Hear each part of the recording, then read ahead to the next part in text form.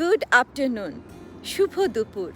বন্ধুরা, ফুল ফল পাতাহীন শুষ্ক কাষ্ঠ আমি এক বৃক্ষ, অনবরত করছি লড়াই বাঁচিবার তরে, আমি তার একমাত্র সাক্ষ্য।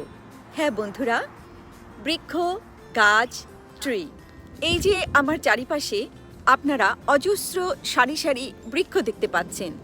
কি মনে হচ্ছে গাছগুলো মরে গেছে কিংবা আগুনে ঝলসে গেছে? আসলে কিন্তু তা নয়। গাছগুলো প্রচণ্ড ঠান্ডার বিরূপ পরিবেশে নিজেকে টিকিয়ে রাখার জন্য এই রূপ ধারণ করেছে। বন্ধুরা, এখানে স্প্রিং বা বসন্তকালে গাছগুলো ঠিক এই রকম ফুল ফল ও পাতার আবরণে বাতাসে দুলতে থাকে। কিন্তু অক্টোবরে ওরা বলে ফল সিজন। এই সিজনে মৌসুমি বায়ু শীতের আমেজ বয়ে আনতেই গাছগুলো পাতা ঝরাতে থাকে এবং উইন্টার বা শীতকাল এলেই ঠিক এইভাবে নিষ্ক্রিয় হয়ে দাঁড়িয়ে থাকে।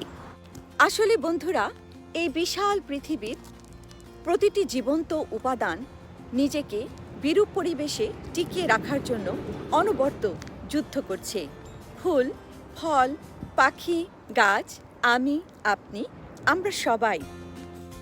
কিন্তু প্রশ্ন হলো, এই পাতা ঝরানোর সাথে গাছের বিরূপ প্রকৃতিতে বেঁচে থাকার রহস্যটা কি?